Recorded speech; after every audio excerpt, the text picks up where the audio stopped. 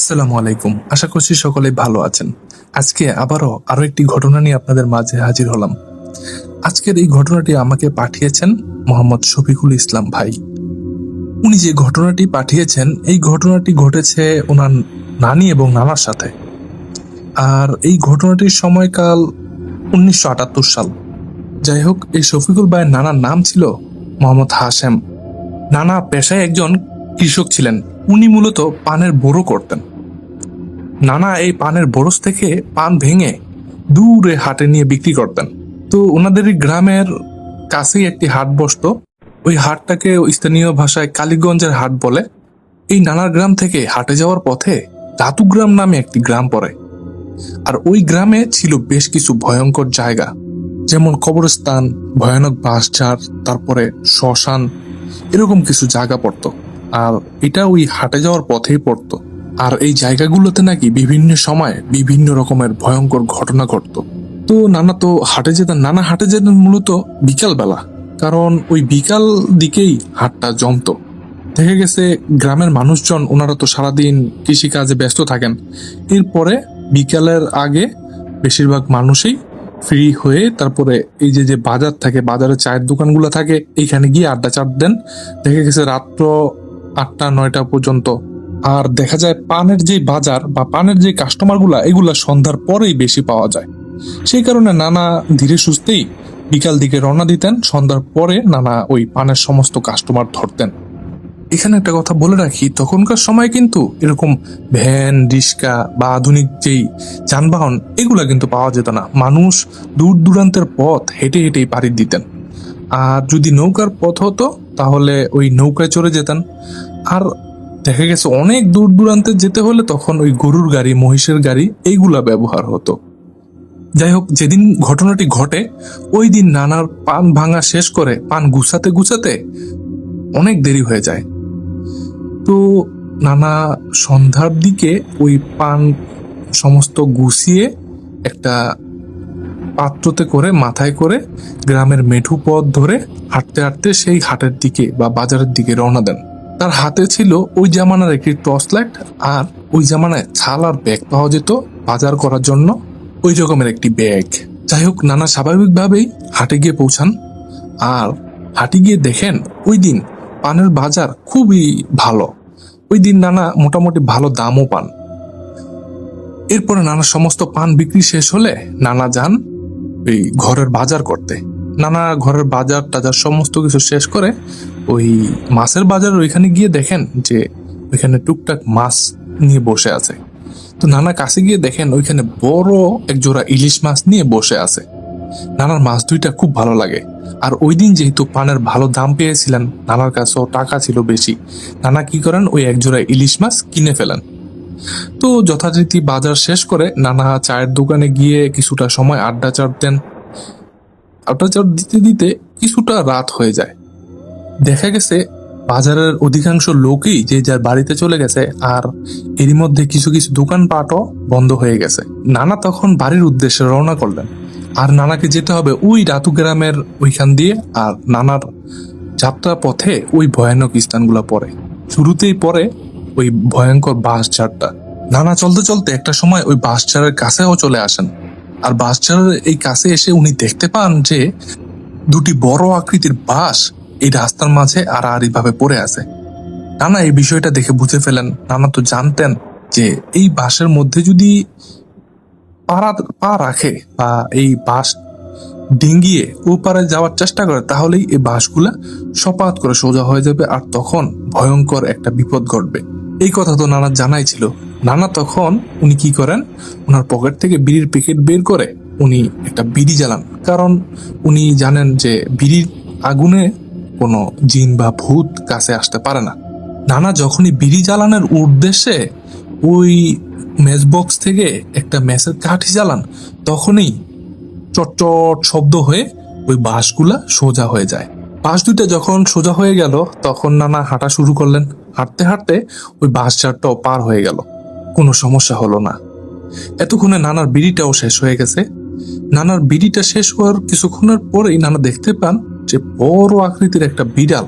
আর এই বিড়ালের আকৃতিটা বেশ বড়, আর চোখগুলা আগুনের মতো জ্বলজ্বল করছে।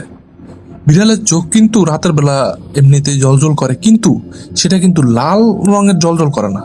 যাই হোক, নানা তো হাঁটতে থাকে, আর বিড়ালটাও ওই যেই পাশে মাছের ব্যাগটা ছিল এই পাশ দিয়ে হাঁটছে। মনে হচ্ছে যেন বিড়াল ওই ব্যাগ থেকে ইলিশ মাছ নিতে যাচ্ছে। নানা এই বিষয়টাকে উনি ভয়ঙ্কর কিছু মনে করে না, মনে করে এটা স্বাভাবিক বিড়ালই হয়তোবা ইলিশ মাছের গন্ধে এখানে আসছে আর ঘুরঘুর করছে।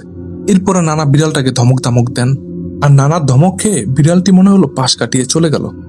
নানা লক্ষ্য করলেন যে বিড়ালটি যখন পাশ কাটিয়ে চলে যাচ্ছিল তখন বিড়ালের লেজার একটি অংশ ওই মাছের ব্যাগের মধ্যে টাচ করলো। তো নানা ভাবেন হয়তোবা এখান দিয়ে যাওয়ার সময় ওই লেজার অংশটা টাচ লাগছে, এটা তেমন কোনো বিষয় নানা মনে করে নাই। যাই হোক, নানা এরপরে খুব স্বাভাবিকভাবেই বাড়িতে চলে আসেন। আর বাড়িতে আসার পরে যেহেতু মাছ আনছে, আর সেই সময় তো ফ্রিজ ছিল না, আর মাছ যদি এভাবে রেখে দেওয়া হয় তাহলে তো সেই মাছ আর খাওয়ার উপযোগী থাকবে না। সেজন্য তখনকার সময় কিন্তু মাছ ভেজে রাখতে হতো। তো সেই রাতেই নানি ওই মাছগুলোকে ভেজে রাখবেন। আর এইদিকে কি হয়, নানা যখন বাড়ি ফিরছিলেন তখন নানার পাশের বাড়িরই একজন লোক উনি নানাকে বাড়িতে আসতে দেখেন, আর এই কারণে উনিও নানার পিছু পিছু চলে আসেন নানার সাথে গপ্প করবেন। এখানে একটা কথা বলে রাখা ভালো, ওই পাশের বাড়ির যে নানা আসছিলেন উনি একজন ছোটখাটো কবিরাজ ছিলেন। তো উনি বাড়িতে এসে দেখলেন যে নানি মাছ কাটছে উঠানের মধ্যে বসে বসে।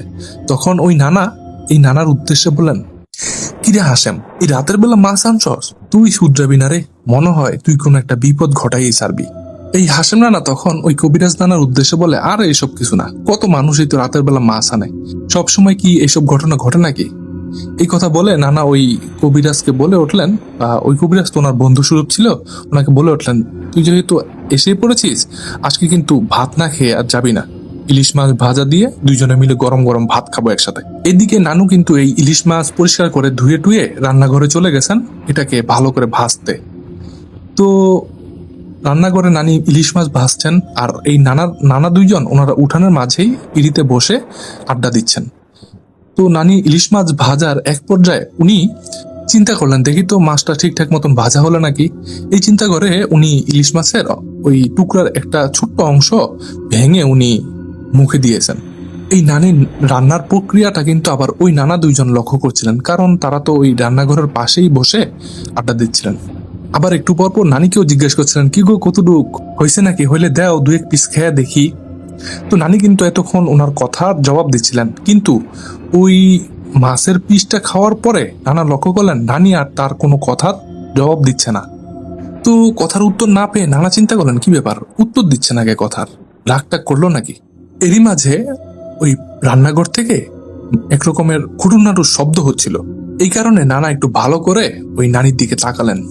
তখন নানা দেখতে পান নানি তো শুরুর দিকে মাথার মধ্যে ঘুমটা দিয়ে কাজ শুরু করছিল, কিন্তু এখন নানির মাথায় তো ঘুমটা নাই, আর নানির চুলগুলা এলোমেলো হয়ে আছে, আর নানি মনে হচ্ছে শরীরের শক্তি দিয়ে রান্না করার চেষ্টা করছে। ওই যে পাতিলের মধ্যে খুন্তি দিয়ে মানে রাগের মাথায় যখন এরকম রান্না বাড়া করার চেষ্টা করলে যেরকম ওই রকম।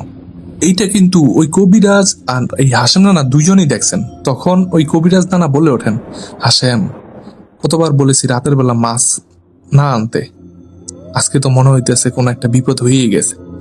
এই কথা বলে ওনারা একটু পাকের ঘরের দিকে এগিয়ে যেতে থাকেন। আর যখনই পাকের ঘরের কাছে যান তখনই ওই নানি মনে হলো যেমন ঘুরে ওনাদের দিকে তাকালো। আর নানি তাকানোর পরেই ওনারা দেখতে পান যে নানির চোখ দুইটা ভয়ানক লাল, আর দেখে মনে হচ্ছে যেন চোখ থেকে আগুনের ফুলকি বের হচ্ছে। এইটা দেখে তো তারা বুঝে যান যে এটা কোনো স্বাভাবিক বিষয় না। তো যাই হোক, সাথে যেহেতু কবিরাজ নানা ছিলেন উনি ওই রাতের মতো টুকটাক ঝাড়ফুঁক করলেন। তবে উনি ওই নানাকে বললেন যে এইটা আমার দ্বারা সম্ভব না, আমি টুকটাক ঝাড়ফুঁক দিয়ে কিছুক্ষণ সময়ের জন্য স্বাভাবিক করেছি, তুই একটা ভালো কবিরাজ দেখা। এসব কথা বলতে বলতেই নানি আবার পাগলামি শুরু হয়ে যায়। উনি দৌড়ে ঘর থেকে বেরিয়ে যেতে চান, আর ওনাকে ধরে ঘরের ভিতর নিয়ে আসলে উনি অনেক পাগলামো শুরু করেন এবং বলতে থাকেন, আমাকে ছেড়ে দে, আমি আমতলা পুকুরে যাব, আমাকে ছেড়ে দে, আমি আমতলা পুকুরে যাব। এরপরে নানির পাগলামি বেড়ে যেতে থাকলে ওনাকে বেঁধে রাখা হয়, কারণ এত রাতে ভালো কোনো কবিরাজের সন্ধান তো পাওয়াও সম্ভব না। তো এরপরের দিন সকালবেলায় নানা কবিরাজের সন্ধানে বের হয়ে যান। একটা কবিরাজকে নিয়েও আসেন, কিন্তু এই কবিরাজও ব্যর্থ হয়ে যায়। এরকম করে বেশ কিছু কবিরাজকে দেখানো হয়, কিন্তু সবাই ব্যর্থ।